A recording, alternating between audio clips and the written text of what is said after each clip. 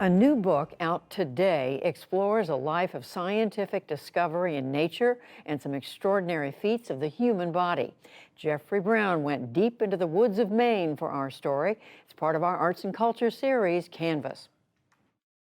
Oh, tiny babies, just hatched. At 81, Bernd Heinrich is still studying the natural world around his home in the mountains of western Maine. So, there's data being created, might as well use it. He's a renowned biologist, best known for his work on insect and animal physiology and behavior. He's also a renowned runner. He no longer races in the ultramarathons he set records in, but he still takes a jaunt of 5 or more, often rugged miles, many days. You know this is unusual, right? I don't care if it's unusual. It definitely makes me feel more alive. They say if you stop moving, you start dying, so I don't want to stop moving. His new book combines his 2 lifelong pursuits, and the animal under observation is himself. It's called Racing the Clock. This is one of the big topics in biology, is the biological clock. How does that clock work? Because things are so geared to time. So that is the theme, because I'm connecting it now to the running. You write in this book, aging is a trial of one. What do you mean by that? I'm doing the experiment, and I can't have somebody else do it. Just getting to Heinrich isn't easy. He lives alone in a cabin, or camp as it's called in Maine, he built 10 years ago. And here you see a fight. An older camp nearby is used to keep books, photographs, and files, and provide shelter for the students at the University of Vermont, where Heinrich taught for decades, who still attend his winter ecology session each year, COVID permitting. This is largely off-the-grid living, without running water. He draws his water from a well and chops his own wood for heat. There's a small solar panel for charging the computer and satellite dish to access spotty internet service. In his science, Heinrich says, he looks first for patterns in nature and then for the differences, the anomalies that offer a way in. Anomaly means there should be some reason for it. A reason why something's not going to pattern. Yeah, so if you only see one pattern, you can't even think about it. It just is. But when you see a different one, then you ask why. He's been asking why in 24 books, including 2 on one of his best-known subjects, ravens, a bird not usually found in great numbers here.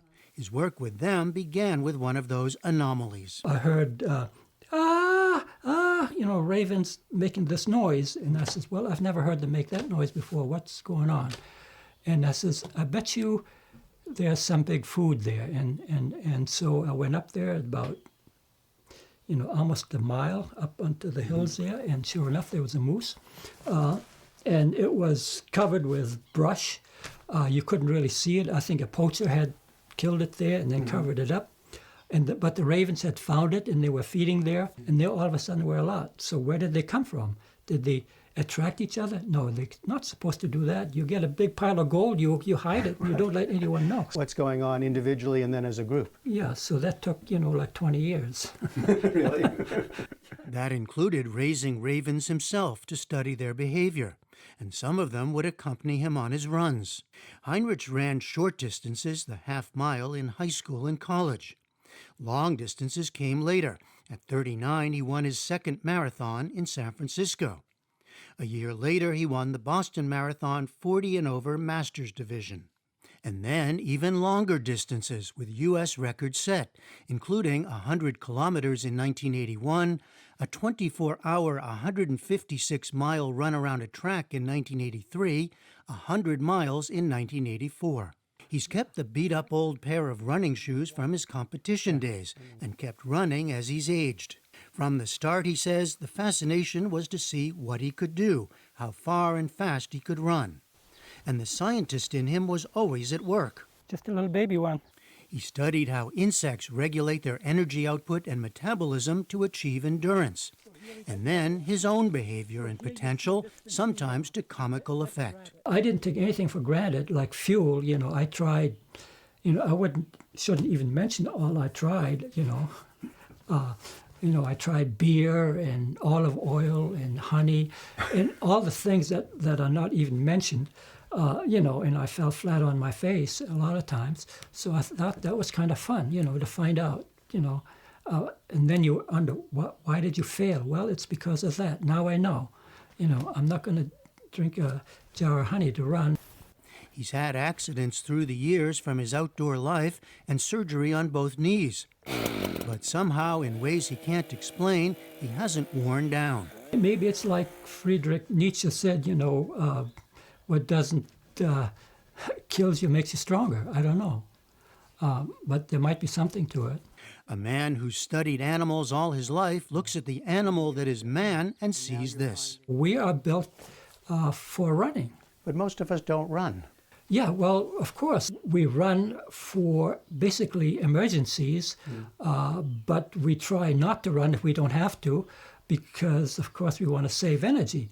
So the bird isn't going to fly 1,000 miles unless there's a purpose behind it. If he doesn't have to, he's not going to fly. So most of us don't. We don't have to migrate. We don't have to, you know, the grocery is right there. We don't have to go far. We don't have to travel. But we have the capability. The question is, do we want to use it? Bernd Heinrich says he can only offer one man's experience, but as you can see, his answer is clear. For the PBS NewsHour, I'm Jeffrey Brown in Western Maine. Celebrating Bernd Heinrich, we are in awe of your energy.